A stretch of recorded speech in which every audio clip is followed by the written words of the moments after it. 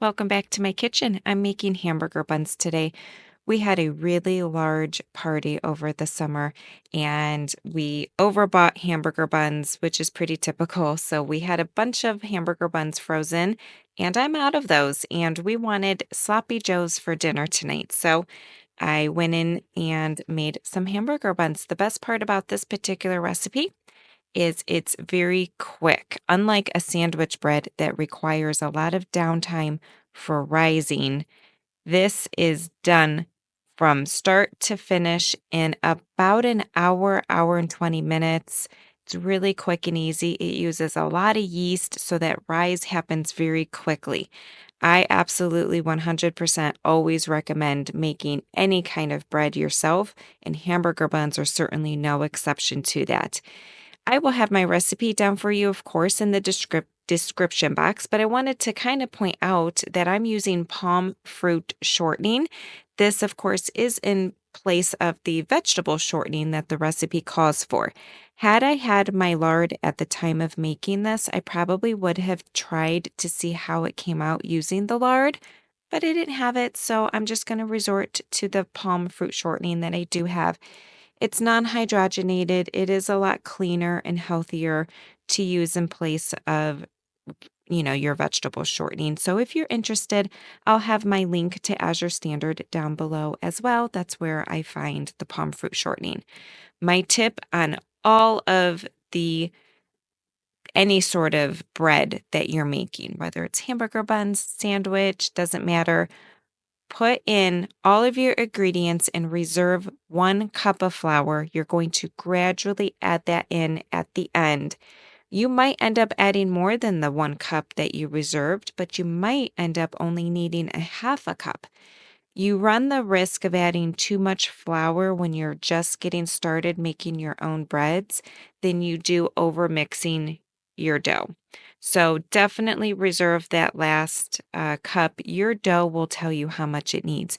The amount of water you might be over just, by a couple tablespoons and not realize when you're measuring. So you might end up needing a little bit more flour. It might be humid, it might be dry in your environment.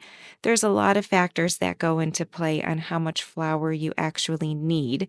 And that's generally where I think a lot of the downfall comes from when people are first attempting. They add in way too much flour. So just do a little bit at a time. Once you get it fully incorporated, go ahead and set that dough to the side for 30 minutes. It's going to rise rapidly due to the amount of yeast that we have in that dough. You're going to divide your dough out into as many buns as you want. The size is going to determine, of course, how many you end up with in the end. I doubled my recipe and still ended up with a lot less than what the recipe told me that I would have, but that's because I made hot dog buns out of this, which is really all the same recipe. You don't need to go searching for a hot dog bun recipe and a hamburger bun recipe. It's all the same. It just matters on how you're shaping your dough. I also have this hamburger bun mold that I will link down below that I got from Amazon. It's not our favorite to use for hamburgers. I was making sloppy joes for dinner tonight, and I love having the really big, tall and fluffy type of buns for sloppy joes. They're really sturdy, but we don't like biting into nothing but bread when we're having a hamburger, but actual hamburger for dinner. So I just use regular cookie sheets, flattened my dough out a little bit to form the actual hamburger buns. You want to go on the thinner side because they will rise both, sitting on the counter for 15, 20 minutes, and they will rise again when they're in the oven and the heat activates that yeast. So go on the thinner side, try and make them a little bit wider, and you should be good to go. I use egg white to do the outside of the buns. I don't do an egg wash. I mean, you certainly can, but for some reason, I don't know why, I just prefer the egg whites. And then you can sprinkle whatever you want on top of them. I used sesame seeds just for the buns that are in the mold. I left the other ones plain. This way we can use them in many different ways in the future. They'll be in the freezer. I can pull them out for anything. Some stuff you don't want sesame seeds on, so I kept those ones plain.